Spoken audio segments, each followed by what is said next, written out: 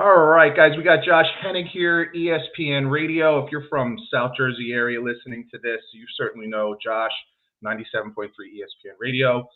Josh, what time are you on during the day? So my show is on at 6 p.m. right after the Sports Bash with Mike Gill, Monday through Friday. So I produce for Mike in the afternoon. Then I come on for my show at 6 Monday to Friday. You make appearances with Mike as well, though. We hear Yep. you all the time on there. So I really appreciate you coming on. I know this time of year it's absolutely nuts for you with football season starting, baseball season coming to a close. Never know if you can sprinkle in a U.S. Open tennis fan out there somewhere. Who knows? But we're going to stick mostly to football as we ring in a new season. Everyone's excited.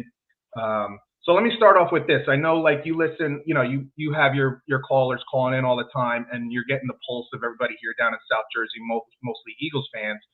When you listen to your callers, what seems to be their number one concern? I know, look, there's a lot of strengths on this Eagles team, but fans, they're never content and they're always concerned about something. So what seems to be like the number one thing that fans are concerned with down here, Eagles fans? It's weird, Pete, because I've noticed that the concern of the fans at the beginning of this year doesn't line up with my concern.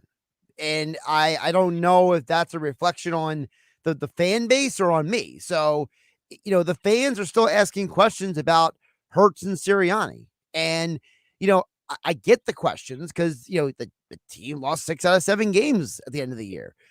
But it's like we forget that they would have won 2 of those games if the defense wasn't so awful. I think So that's it's like, something that a lot of people forget from last year is how bad that yeah, Eagles defense got as the season went on, which was in years past kind of a strength. Pete, they finished the year with the 3rd most points allowed last year. They were the 2nd worst pass defense in the NFL last year. All the numbers are bad, except for maybe one random number that some schmo can find, but it's like no one talks about that. Everyone, it's all about Hurts, Sirianni. And you know why it is, Pete? I feel like one of the things we do here at 97.3 ESPN, we really try not to be hot takey people. We try not to be like, the other stations who on the television, radio, podcast, they really go up there and they start vomiting these takes. And it's like for goodness sake, I saw a video. Someone sent it to me. Someone clipped First Take last week. And Stephen A. Smith is saying that the reason why Aaron Judge is having a great year is because Juan Soto is hitting behind him. Juan Soto hits ahead of Judge all year. Right. So it's like, and Mad Dog. Does that take into account 2 years ago? Apparently not. It kind of doesn't work. And Mad Dog, a real baseball man. I mean, everyone, if you're a Spirits fan, you know who Chris Mad Dog Russo is. That guy's passionate about baseball as anybody is. He says nothing. He doesn't even correct him. Right. So, that's the problem. The general audience, Pete, is getting information from this radio station or this TV show or this blog or this YouTube channel. And the audience goes to that person assuming that they know what they're talking about. So what happens is that person just gives you the lowest common denominator, gives you the low-hanging fruit. Whereas here on 97.3 ESPN, Mike Gill, and those of us who work here, we try to actually be realistic with people, Right. And so what happens is that you get someone who will call or text, right? Because, in today's age, some people want to text and a call. And you'll get the person who says, Jalen Hurts sucks. Nick Sirianni's stupid. And it's like, but what is it about them that, for example, if you were to fire Nick Sirianni, who are you replacing him with? If Jalen Hurts sucks, well, who is the quarterback that you could have that would replace him? And I feel like those are conversations I would love to have. But the audience doesn't always want to have it because they're just repeating what they heard someone else say. So it's kind of like it's a balancing act. You're trying to give the audience the information they need. You're trying to entertain them. You're trying to have fun. But then sometimes they just get so dug in on a topic. And you're just like today, it's not Eagles related, but, we spent a huge chunk of our day on the station talking about Taiwan Walker. In the grand scheme of things, no one gives a bleep about Taiwan Walker. Yeah. But because the people who are tuning in to us, putting on our station, flipping on the app, wherever they get it, how today's world is, technology is wild, right? But it's like people, all they heard from last night to like 2:00 the next day is Rob Thompson, Taiwan Walker. So then what they do is they come, so you got to spend all this time having a conversation about something that, like, in the grand scheme of things, won't matter tomorrow. So I think Right. back to the Eagles stuff. Pete, let me ask you, if I was to tell you that the majority of people, all they keep asking about is Sirianni and Hurts, how does someone like you react? Well, so I have less concerns about Hurts as I do about Sirianni. Not because and I'm speaking as a former coach myself, former football coach myself, not because I have any inclination of whether or not Sirianni knows what he's doing or not, because I'm not there and I have no idea. I don't get to see the game plans. This guy took his team, however much he had to do with it, game planning, he took his team to the Super Bowl 2 years ago, and how quickly we forget. I do have a concern just because I worry, did he lose the team last year? That seemed to be kind of the direction that a lot of people were taking. He lost the team, even when his response was, "I'm not sure exactly what to do." That Right. doesn't exactly inspire confidence, and so that concerns me. Can he get the team back? Now, the easiest way to do that is start winning football games, and players that were here last year will forget very quickly what happened at the end of last season. So that is my biggest concern when it comes to Sirianni. Not whether or not he could do his job or do it well. I mean, he brought in new coordinators. Like, he's doing what he has to do, and I think I was shocked to see how much heat he drew at the end of last year. I know it ended kind of ugly, but man, you're a year removed, barely a year removed from almost winning the Super Bowl against one of the most formidable Super Bowl teams in NFL history. The guy, your quarterback, played in an MVP level. If they would have won, he would have won the MVP of the Super Bowl. So I thought he would get a little more grace, but the NFL is a tough place and it's a tough business, and that's how quickly it can turn. So that's my only concern when it comes to Sirianni. Can he get the team back? So just to extend this a little bit, because I think this is a good conversation. I know it's your podcast. I'm not trying to hijack it. No, please. Hijack away. So like the idea is that, so like what you brought up is a valid point, but yet you have someone like Jason Kelsey who says Nick Sirianni is the best coach I ever played for. And he played for Andy Reid, and he played for Chip Kelly, and he played for Doug Peterson. And Jason Kelsey's retired. He doesn't have to say that on his podcast, but he does. Devonta Smith, he basically shut down Kay Adams months ago, and he said Nick Sirianni didn't lose the locker room. Next question. You have someone like Brandon Graham saying that we got rid of the coaches who were a problem last year. Right. That's kind of an indictment. Brandon Graham's like the nicest guy in the world, right? Right. Yeah. Lane Johnson said that they had missed opportunities, and the problem last year, he was on Colin Cowherd's show. He said that they had missed opportunities all year, which are like, you were 10-1. How do you miss opportunities? But he said they missed opportunities. And he also said that it was not an effort issue. It was they couldn't adjust. They didn't make adjustments. Coaches couldn't make adjustments. So these are players, not you and me, Pete, not right. So-and-so calling a radio station. These are the players saying it's not Sirianni. So right, if you take it back to when he was hired, if you heard all the talking heads at the time, right, this is a crazy hire. The guy can't do, his first interview was terrible. Like, his introduction interview was terrible. I can't imagine this is going to work. Colin Cowherd was one of those that said that. Right. They were all wrong. He turned that team around and within 2 years was in the Super Bowl. Like, you can't just blow that off as if it didn't happen. So with that being said, Pete, let me ask you. So if all the players are bought into Sirianni, right? They're all telling you what the problem was last year. They're basically throwing Desai, they're throwing Patricia, they're throwing Brian Johnson, all under the bus. I mean, the Eagles told you this. They fired 90% of the coaching staff. So if everyone's telling us that it's not Sirianni, why do we still think that Sirianni might be a problem? Well, listen, that question will be answered once the game starts. For sure, right?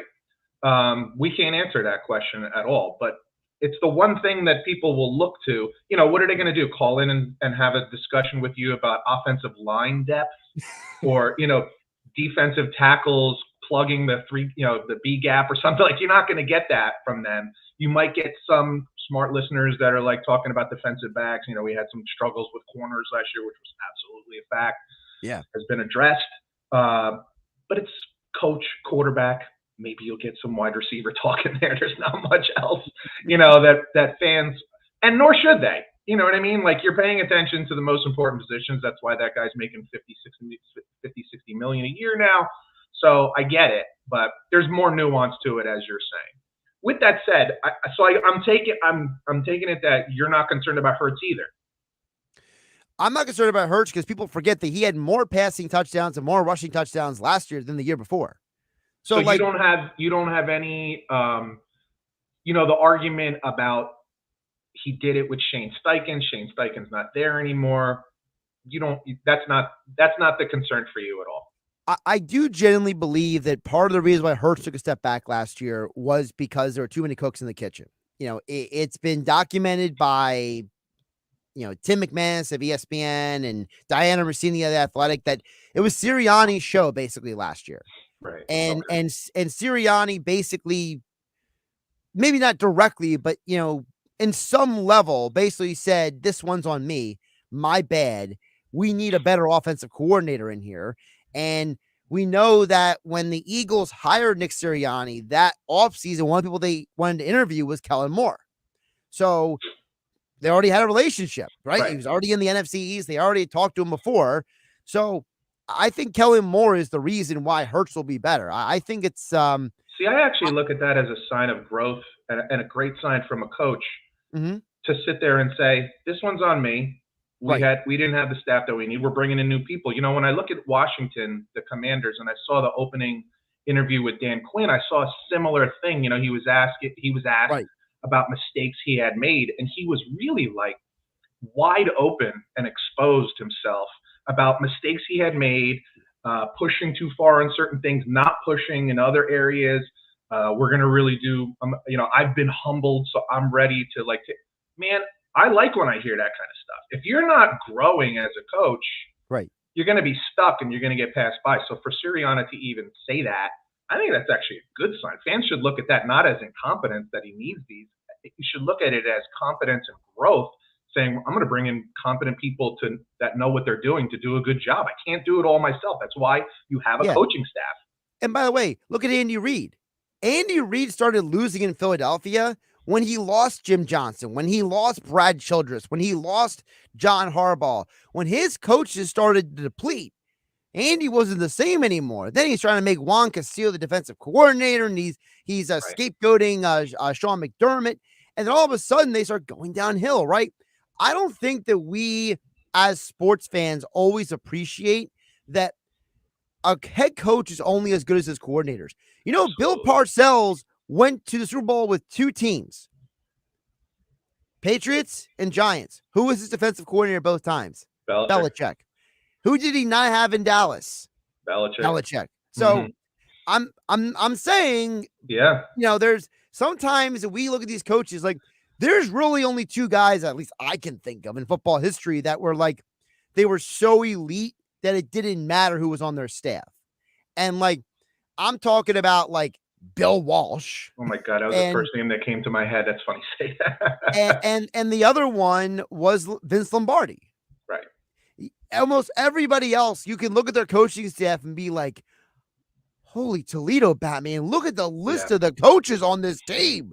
Right. You go back and look at Green Bay, the tree that came off of Green Bay. Oh my goodness.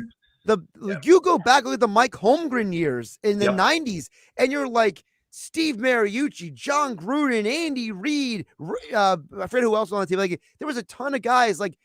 It's really only a couple of guys. So it's we forget that the head coach, he needs good coaches around him.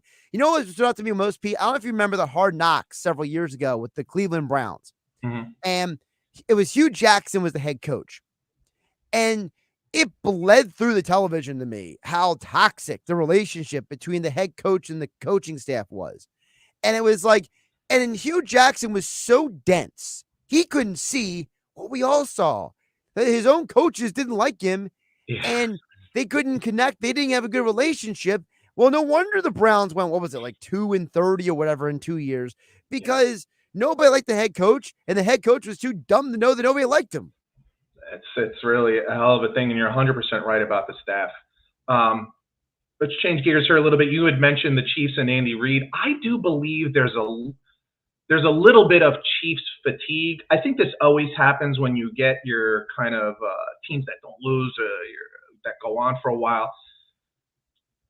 As you look around the NFL now, and this changes every year, like there are some stable teams that are kind of always going to be there because they have elite quarterbacks, top 5 quarterbacks, but most of them haven't found a way to break through this Chiefs team. As you look around the league, who do you think could be the biggest challenge to the Chiefs this year? It's a great question because there's never been an NFL team that has three-peated in the Super Bowl era. Yeah. Never. It happened in the NFL championship era. But I mean, we're talking about black and white Paul Brown roaming the sidelines for the Cleveland Browns kind of era. So the games weren't even on live TV. They were recorded. Exactly. So it's like, you can see grainy footage of Night Train Lane, decapitating people. And you're like, well, that looks cool, but I can barely see it, Yeah.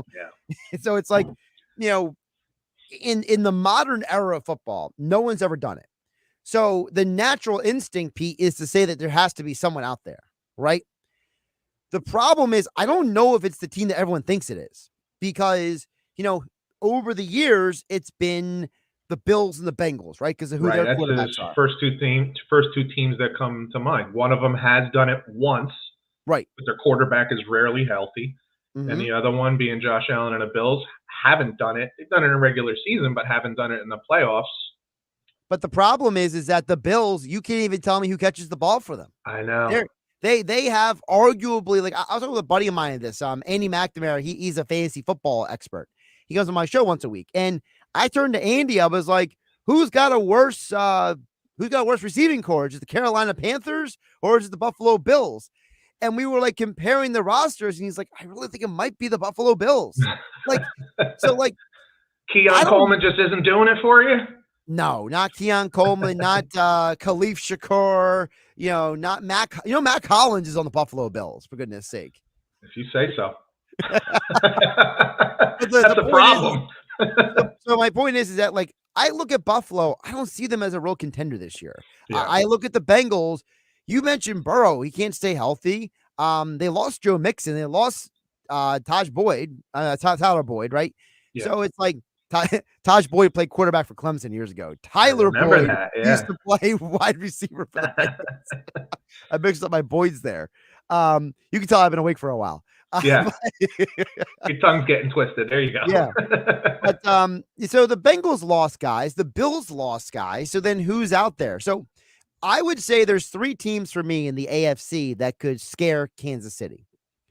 I think the number one has to be the Jets because Aaron Rodgers has got a little bit of that Kobe in him. Like, I'm reading that book right now by Ian O'Connor. I had Ian O'Connor on my show, and I'm flying through this book, Pete. This book on Aaron Rodgers really shows you this dude is one of the most intelligent and psychotically competitive people in football. That dude has got a little Kobe in him. He's got a little bit of that, bleep the world. I'm gonna come out here and do my thing. When I'm reading the book, it reminds me of I don't know how much modern music you know, but there's a song by Eminem and Lil Wayne called "No Love."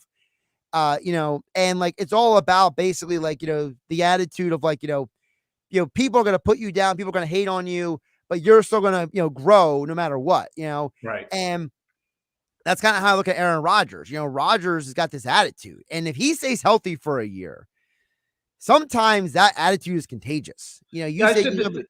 I'm sorry. Let you finish. I would just say, like, I think that attitude is contagious. Like, once the guys see that Aaron Rodgers is going out and giving the virtual middle finger and winning games, other guys start like, feeding off of that energy. It's kind of like that Brady when he says, let's effing go, right? And everybody else is like, yeah, let's effing go kind of thing. Yeah, I said this to Scotty when we did our AFC East preview just a couple of weeks ago. And I said, I think there's an argument to be made that right now Aaron Rodgers is the best quarterback in the AFC East. And he's like, well, what about Josh Allen? And I said, well, sure, there's Josh Allen. I said, but there's one thing about Aaron Rodgers. He's like, Aaron Rodgers didn't play well 2 years ago. His last year that he played wasn't so great. I go, look back historically at Aaron Rodgers. Every time somebody tries to bury him, he's on a downslide. LaFleur comes in and he has backed up, MVP seasons. Like, yep. He feeds off doubters. You mentioned Tom Brady and Michael Jordan was another one. The greatest athletes out there always find a way, even if they make it up. They used to say this about Jordan all the time. How he would make up things of like, oh, that guy doubts me. He's talking shit. It's on. Now I'm coming after him. Yep. Nobody even said anything, Mike. What are you talking about? Brady does the same thing, right? You like make up things there. Or he would say to the day he retired, I never forgot that they waited until the late round, whatever it was, 6th or 7th round, to draft me. Like these people still doubt me. These guys like this that are elite level like this, and Aaron Rodgers is really smart. So as soon as that brain starts working, he's thinking, I'm going to show him. I'll show him one more time. Yep. And I think you're 100% right. If he stays healthy, dude, that defense is sick for the Jets. They have some really nice weapons. If Mike Williams can even be like 75% of what we think he can be. If Mike Williams can play 10 out of 17 games. I'll take 10. Yeah, I'll probably take 10. 10 later in the season as opposed to early, but I'll take 10. No, knowing Mike Williams, Mike Williams will be healthy for like the first 3 weeks. Then he'll miss the middle of the season. Then he'll be healthy at the end of the season. I'll take it. And to be honest with you, I will take it. So I'm a Jets fan, so I will gladly take that. But all right, so who else do you think out of the AFC? I like what the Texans did this offseason. I'm with you 100% on this one. People don't realize what Stephon Diggs did for Josh Allen. You could argue that C.J. Stroud coming from year 1 to year 2 is better than Josh Allen from year 1 to year 2.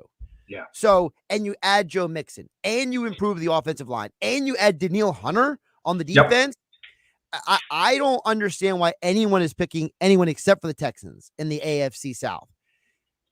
The only concern I have with the Texans is the same concern I would have with any second-year quarterback. I've seen it happen so many times. Now, I'm a CJ Stroud fan. I'm rooting for him, so I hope I'm wrong about this. I said this on our podcast. Like, I hope I'm wrong about what I'm about to say, but a lot of times second year can be difficult because these coordinators are amazing at their job. They spend the whole off season. They find all your strengths, all your weaknesses.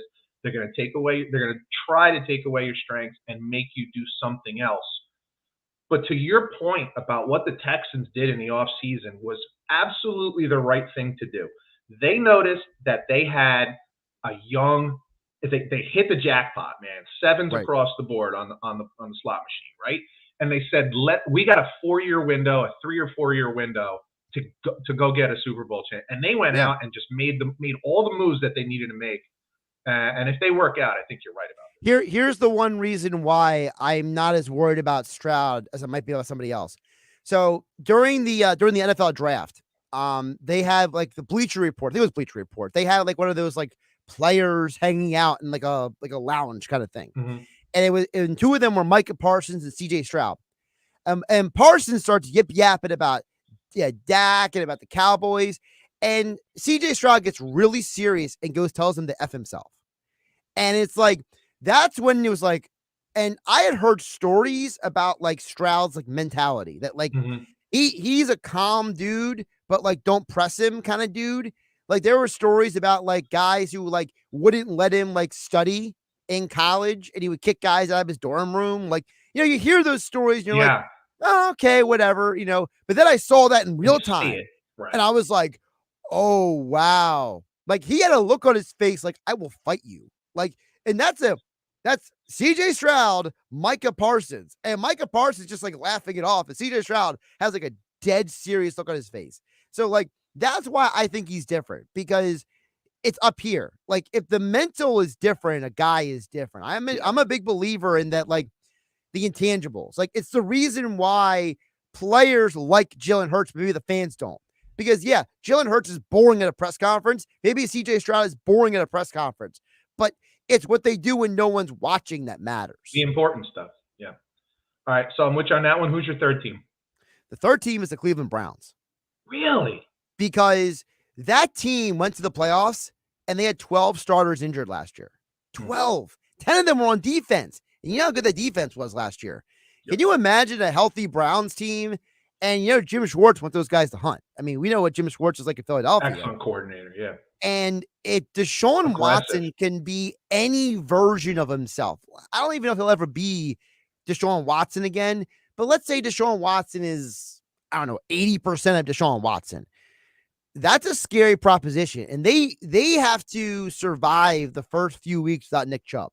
And if they can survive those first few weeks, they could be one of those teams that it's like the old idea that, like, you put them in a phone booth, right? The phone booth, in the boxing terms, the guy who loves to do the body shots, right?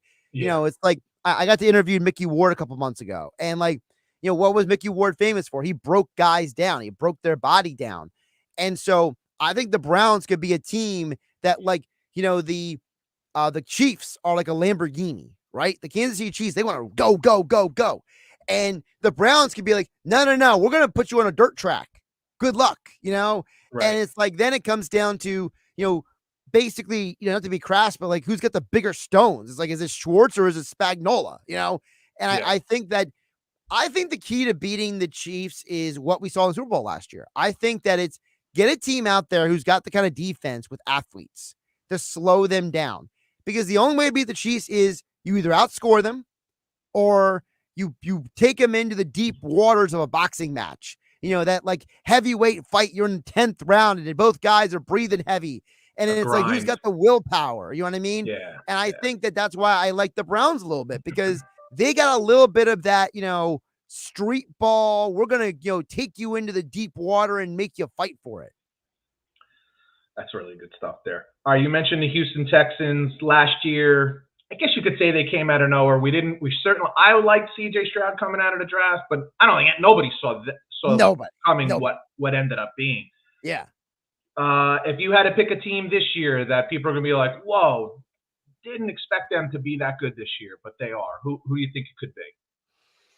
That's a great question. See, by nature of surprise, it's impossible to actually pick it out. But, if you're looking at teams that were sub 500 last year, who might take a pretty large leap this year, who do you think that could be? I'll give you a team in each conference, because you know how it is. Every year there's a team that goes from worst to first. So, right.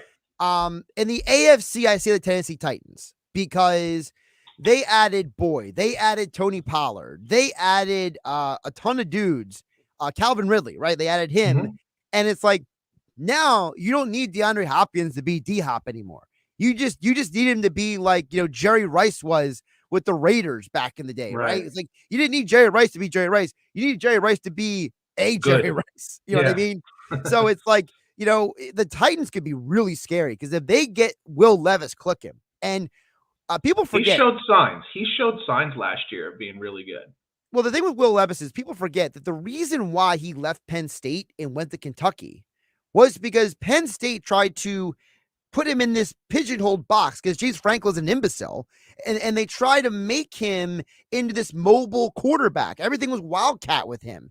And he gets to Kentucky, and they're like, this dude's got a howitzer for an arm. Let him chuck it. Let him throw.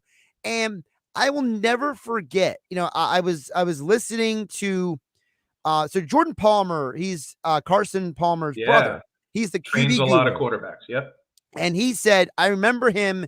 I was listening to an interview with him a couple of years ago, and he was talking with Chris Long's podcast. And he was saying that he's like, I have never seen a dude go from being a nothing as a quarterback to a somebody as quickly as him, all because he just changed who was calling the plays in his ear. Yeah. And that stuck with me. To me, that means that this guy has potential in him and that people see it. So now it's the question of, can Brian Callahan be the guy to take that element and take it to the next level?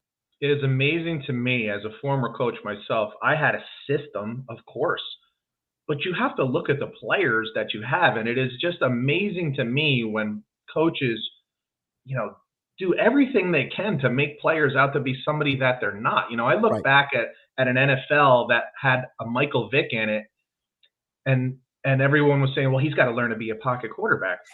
It's helpful, sure, but dude, do you realize you have one of the most dynamic athletes in the history of this sport, and you're just like, hey, let's just keep him in the pocket?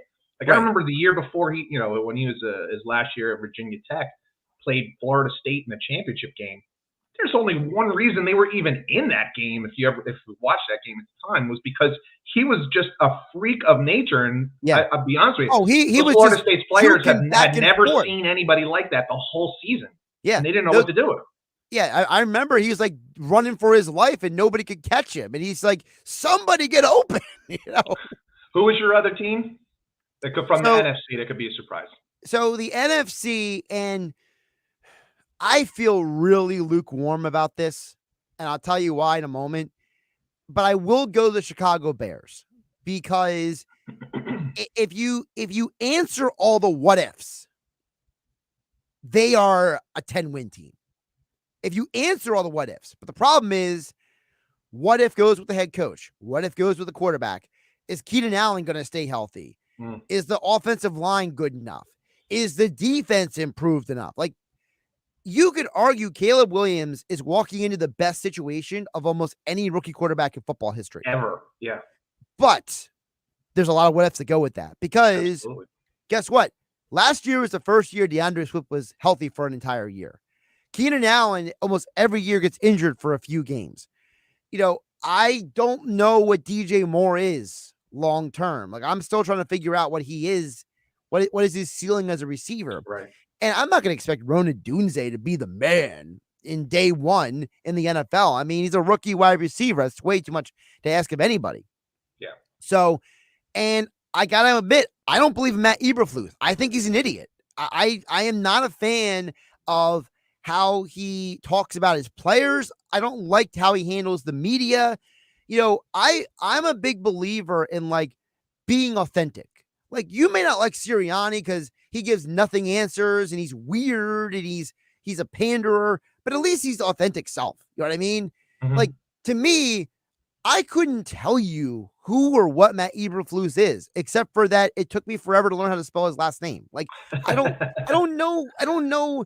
I mean, for all I know, Matt Eberflus could be like a diehard DC Comics fan and nobody would know. Like, I don't like it when I don't know who my coach is. Like, I'll never forget, Andy Reid, remember that press conference years ago in Philadelphia? You may not remember not, but I remember he did that press conference where he starts going on a rant about cheesesteaks and hamburgers.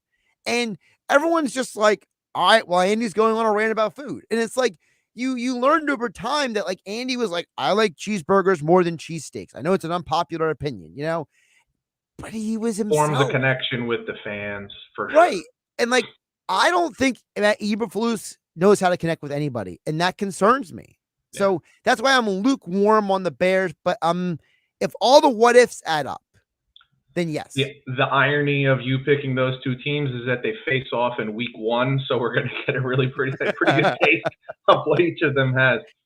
Let's shift gears a little bit to college football. I got a couple questions for you here. Is it Georgia and Ohio State and then everybody else, or do you think that there's other legitimate contenders for a national title? There are definitely other legitimate contenders. I think that we are underrating how much talent Georgia lost from last year. I think Georgia might not win the SEC. I would, if you asked me to place my money on somebody, I'd go Ole Miss. Because Ole Miss probably has the most talent they've ever had. Definitely. The Nick Saban vacuum in the SEC is going to become very evident this year. If Kalen DeBoer wins 9 games, give that guy coach of the year. Wow. Because he's walking into an unenviable situation. Like, I'm going to pull up for you really quick, Pete, the Alabama schedule. Okay. And I want you to tell me how many wins you think is on this schedule. Go ahead. Because like I said, I don't think people realize that Alabama is walking into just a situation that, like, Kellen, you never want to be the guy who follows the guy. Absolutely. So, like, Kellen DeBoer is walking into a good situation. But it's like, okay, you open the year with Western Kentucky. Then you have South Florida. Well, guess what? You almost lost to South Florida last year. So how is that going to work this year? Are you guaranteeing me a win there? Then even if you start 2-0, you go on the road to Wisconsin. Do you know who's on Wisconsin's coaching staff this year with Luke Fickell? Jack Del Rio.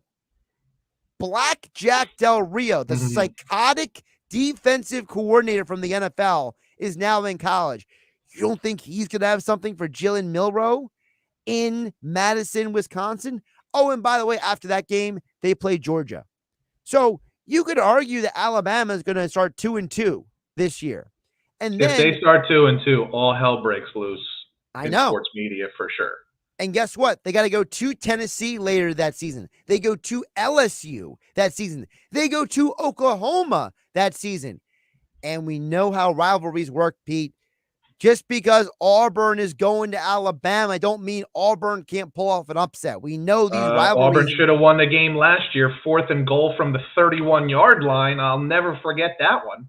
And guess what? We just named 2 games they should have won last year. They could have lost last year. Well, what's the difference?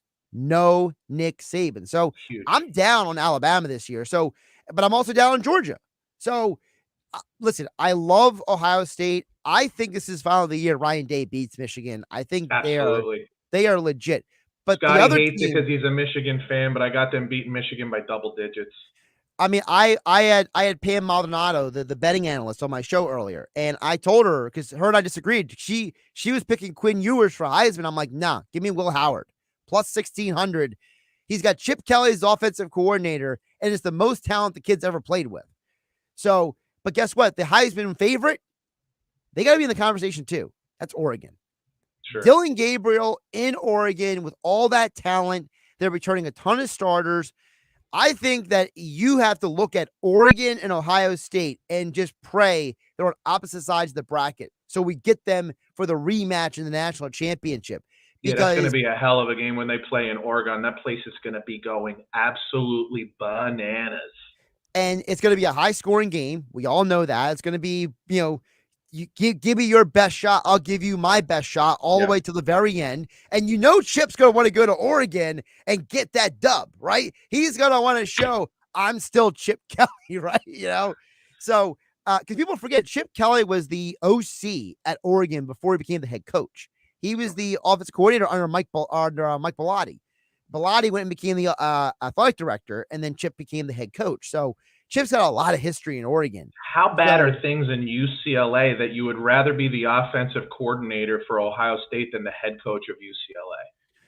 Pete, that it's is so a telling bad. Situation right there.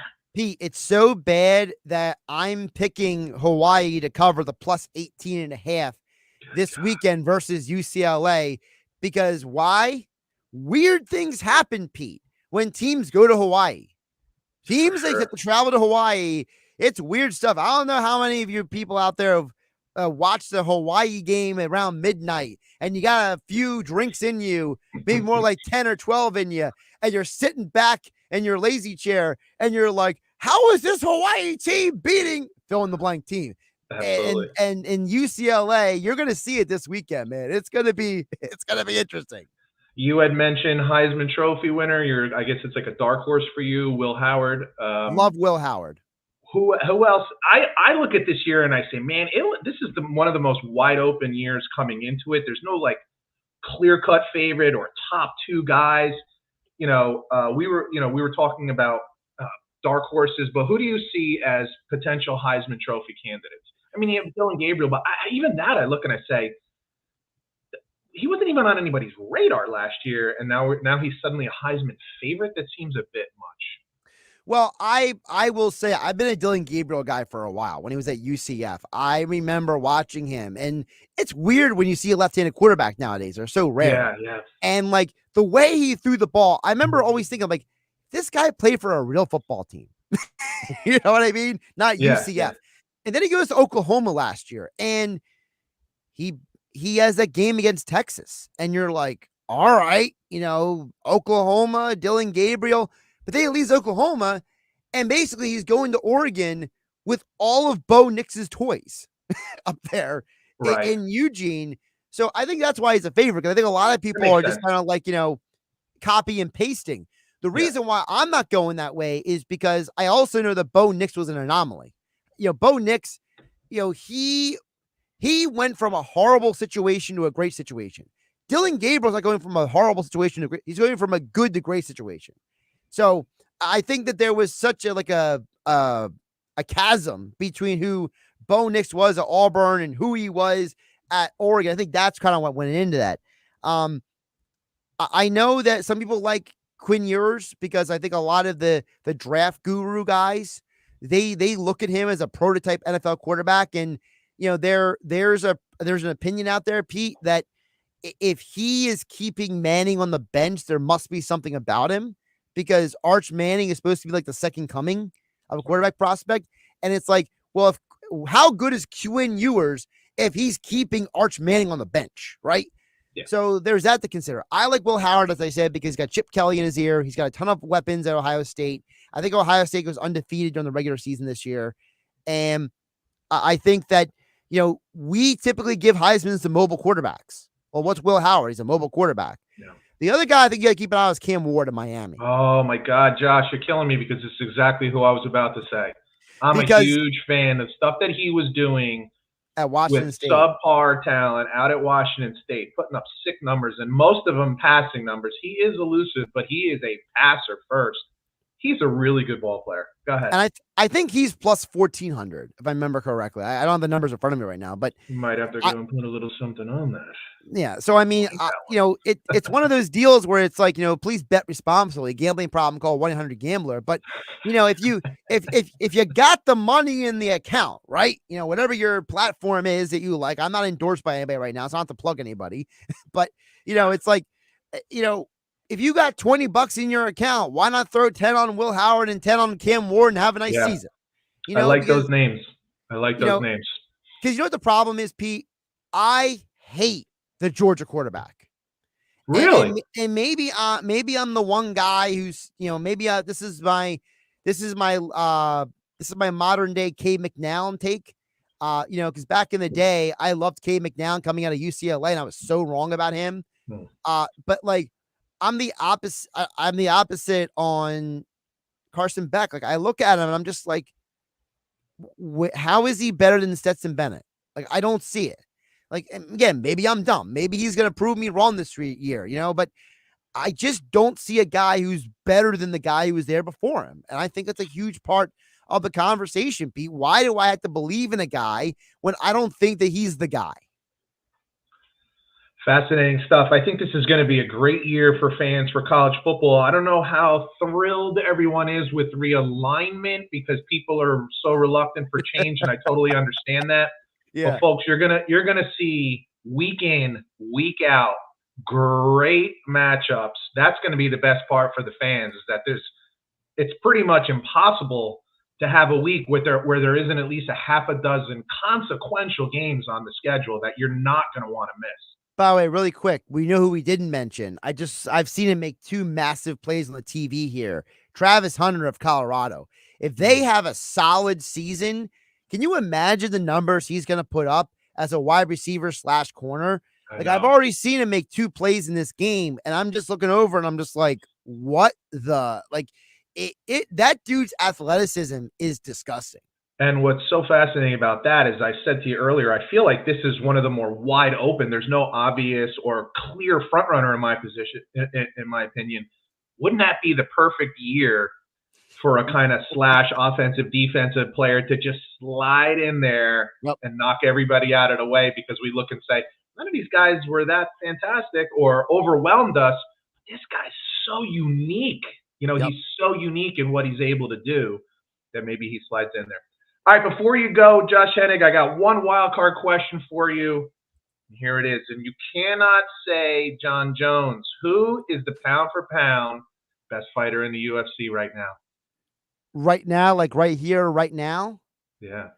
Not John Jones, because he doesn't fight. I don't even know if he's even a part of it anymore. We got to see him more, for Christ's sake. But outside of John Jones, who do you think is pound for pound? And I'm asking you this coming off of, what was it, last week or 2 weeks ago, Duplessis defeated Adesanya. It was really, I think some people were shocked. I don't think that you should be shocked, because he's really a great fighter. So that's why I asked you, like, who's at the top of the mountain right now? Yeah, I mean, I'll admit it. Izzy, I had concerns about Izzy going into the fight because how emotional he was leading up to the fight. I was kind of wondering where his mind was at. And he proved it that night that, like, DDP just, he wanted it more, basically. So the pound for pound fighter right here, right now, if I had to pick a guy, I would probably go Alex Pereira, just because of the fact that the dude has won belts now in multiple weight classes. And, people don't realize how difficult that is. Like, in order for Pereira to win a belt at 185 and win a belt at 205, you're fighting two different human beings, basically. And so I have to go with him, not because he's my favorite fighter, but because I just think that you mentioned how John Jones doesn't fight, right? Well, Yeah. give me the guy who is Unfortunately, fighting. yeah. Give me the guy who Often. is fighting, and That is that what is is Alex. really crazy about him. He really gets out there a lot, and it's what he wants to do. This is not something that like Dana White is pushing him to do. Right. I'm sure Dana White loves doing it because it's a real moneymaker, and he's fantastic. But this is on him. This is a decision that he's making, that he wants to be out there more, which is really rare and really cool. But you know what's frustrating is that the average fan, right, the casuals, you know, they might not look at Pereira and be like, "Oh, that's a great fighter," because he doesn't have the resume right now. He's got a good resume, but not like an all-time resume right now. Right. And I don't think people appreciate the fact that this guy beat Adesanya. Now he's beating guys who have either been champions or who have been contenders for belts. And the problem is now Pereira's going to enter that like GSP realm if he keeps this up, where it's like he's going to fight a bunch of dudes who are contenders that like 15, 20 years from now, people are going to look at and be like, who's John Finch? Who's Josh Koscheck? And like the problem with George St. Pierre is like people like the problem with him was he was so dominant that he basically fought not to lose at times. And it kind of like brought his resume down a little bit. Yeah, what happens sometimes with a guy like that is they're so dominant. You look at everybody else and you just think they weren't that good. You know, this happened during the Tiger Woods era when he was really at his prime. It was like Tiger and everybody else, and it's like as time goes by, you start to look back and like, yeah, but who did he really play? Oh, dude, it's called you're that much better than everybody else. You murder him in Pereira's situation. And you make everybody else look average. You make really good fighters look average, which really that's a compliment to him. And I know a lot of people would probably say Islam Makhachev, but the reason why I don't go with Islam is because of the fact that I just don't think he's that good. I think he's catching a lot of guys the back end of their careers. I was going to say the tail end of their career, yeah. And so, like, I'm kind of wondering, like, you know, the thing that made Khabib Nurmagomedov so incredible was that he was beating dudes in their prime. And you were like, wow, like he's handling and smoking them. Yeah. You know, like I remember like you know, I'm old enough to go back to BJ Penn when he was the lightweight champion of the world. And like he was dominating dudes. Like I remember the Diego Sanchez fight where he just jabbed him to death. And he jabbed him so much at the end of the fight, he had a huge cut across his head to Diego Sanchez. Like to me, I want my pound for pound champion to be like on some sort of freakish level. Like, you know, Pete, I'm the guy who, you know why I love seeing greatness? I love seeing greatness because I know I can never do that. You know what I mean? It's like, why is watching like Shohei Ohtani and Aaron Judge do what they do so amazing? Because I could never do that. Never. Yeah. You know what I mean? Like to me, I don't want to watch a fighter and be like, I might be able to beat that guy. Like, that's not a good thing, you know, like, you know, if you, and listen, I love Dustin Poirier and I love, Charles Oliveira. Like, I think these guys are great fighters, but like the way some of them fought him, you're just like, I know a guy at the local gym who might be able to beat him tonight. Like, you know, so it's like, to me, I don't look at Pereira that way. I look at Pereira as a guy who's like, he's killing people. Like he's going out there and he's like second round, Proshak, boom, out. You know what I mean? Yeah. You know, Israel Adesanya, you think you're great, boom, you're done. You know, it's like, to me, that's what's like, that's what made Anderson Silva great, right? It's the idea that like Anderson Silva went on that run where it was like no one could touch him. Yeah. And like, I think Alex is like maybe entering that realm. Yeah. Maybe not like, you know, as I don't think he's as good as Anderson Silva, obviously. I think you can make an argument Silva's the greatest fighter of all time, but in MMA at least. Mm-hmm. But like, I think Alex, you know, you go through the pound for pound rankings. I mean, I couldn't even tell you who the pound for pound rankings are, Pete. Like, I'm not trying to be mean, but like, I mean, Taporia is really good, but like he's gonna fight Max Holloway soon. What if Holloway beats him? Then what do you do? You know, Right. I like Sean O'Malley, but like it's not like Sean O'Malley's got like the greatest resume in the world. Right. Um, He's you an know, interesting guy though, because he's fun to watch. right. It's an interesting watch. Yeah. How great is he? Who knows? We'll find out at some point for sure. You But know, like he's at least an interesting watch. you know, Leon Edwards just lost the belt this summer, right? To Bilal Muhammad. There's nobody who knows MMA, even like the person who's like, I watch every UFC fight on ESPN Plus and I watch PFL. You know what I mean? Like you could have that guy. I don't even think that guy could tell you who Bilal Muhammad has beaten in his career, Right. except for Leon Edwards recently. Like, Yeah. and poor DDP, like people are gonna look at him as like, well, you beat a washed up Adesanya. We don't respect you, you know? So it's like it's tough to talk about who the best fighter on the planet is because Pete, you know how it is. Like back in the day, you could rattle off dudes. You know, it was Anderson Silva, it was BJ Penn. You know, there were dudes back in the day. And now it's just like there's some really good guys, and then there's some guys. Like and that's what makes the John Jones thing frustrating, right? It's the idea that you have a guy who is a dude, and like we've seen him fight once in the last 3 years. Yeah, it's been well over a year now, and it gets frustrating because you want to see him because these guys can't do it forever. You know, every year he doesn't fight, he's a year older. Like it's not like time stands still for the guys that aren't fighting. He's getting older, so.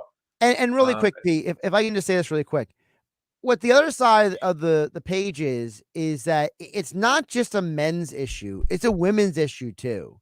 You know, the women's fight game used to be stacked with Ronda Rousey and with Chris Cyborg and with Amanda Nunes, and you had Valentina Shevchenko. Like you had women's who were like women who like we would have conversations at the bar and be like, she could probably beat a dude. Like I can see her knocking somebody, sure, yeah. you know, like, and now like the problem with the women's division in MMA is that like the best women on the planet don't have belts. So it's like Alexa Grasso's a good fighter, but like I don't really think she's better than Shevchenko. You know, Zhang Wei Li, like she's a good fighter, but like no one's ever gonna say she's one of the best of all time. You know what I mean? And Raquel Pennington's a good story, but like I don't even think a diehard MMA fan can name you who the top 10 women's bantamweights are who are not named Kayla Harrison. Yeah. They go through these ebbs and flows. Hopefully another one of those, like a Cyborg or something like that, comes in and does her thing. But I'm with you on that. It's getting more isolated, I guess.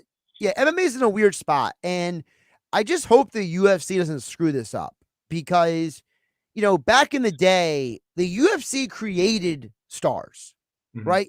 You know, Tito Ortiz, Chuck Liddell, Randy Couture, BJ Penn, George St. Pierre, Wanderlei Silva, Rampage Jackson. Like, I only know these guys in part because the UFC was so good at like creating stars, right?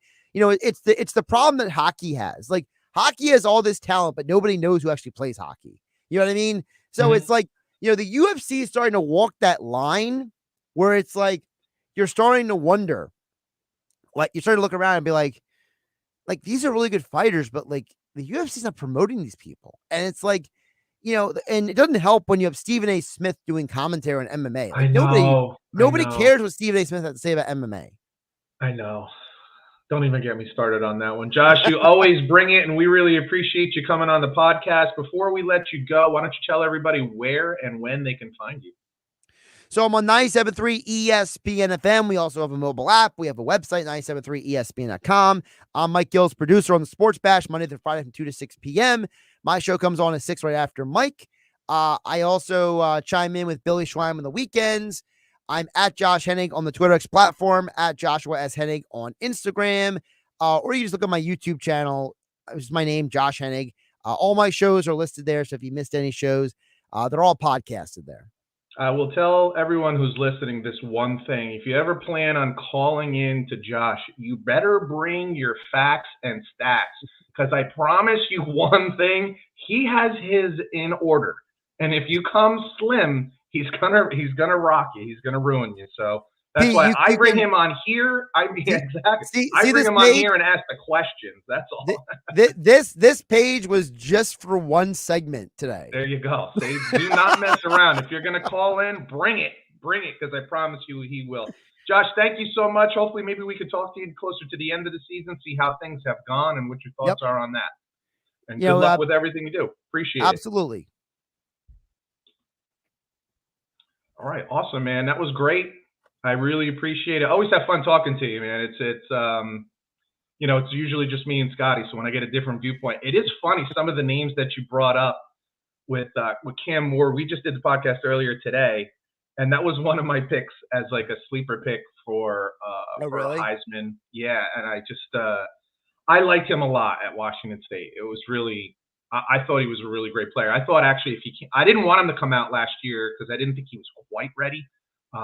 But I thought if he did, I thought that would be one of the guys that if he came out, he'd probably go third, fourth round, and might have been one of those steals. So I'm really high on him. We'll see. By the way, Deion's sweating right now because Shedeur Sanders just limped off the field. So. Oh boy, what's the score of that game? I had the Rutgers game on, and they were struggling with Howard. Let's see here. North Dakota State 17, Colorado 14. Oh my God, if they lose that game out of the block, especially after the week that he had, kind of shutting down the Denver Post reporter, good luck. You know what the problem is that this North Dakota State is not North Dakota State. Like, this isn't the team under Chris Kleiman that was winning national championships. Like, this is a much lesser version. And I'm watching them go down the field on the Colorado defense. Like, remember, Deion fired the last defensive coordinator. So it's like, we're going to fire the next guy too? Like, at some point, it's like, maybe you're not recruiting the right kids. You know? One of the things I talked with Scotty about that I truly believe that makes football so much different than every other sport is that it's once a week. Right. So if they lose this game, it's not like the NBA or college basketball. Duke loses to, I don't know, Wake Forest or something. 2 days later, they play another game, they smoke North Carolina, and you forget all about Wake Forest, or whatever. They're going to talk, if they lose this game, they talk about it every single day, and not just locally because it's Deion, nationally. Right. So, I mean, I flipped back over to the Phillies game. They were down 4-0. Now they're up 5-4. Like, I obviously missed, like, whatever just happened. I got to go rewatch it tonight. Only so many eyeballs to go around. Josh, thank you so much, man. I'll put this together, and then I'll send it out to you too, okay? Yeah, tag me in it, okay? Will do. Thanks. I appreciate it so much, man. No problem, Pete. Talk to you later. Later on.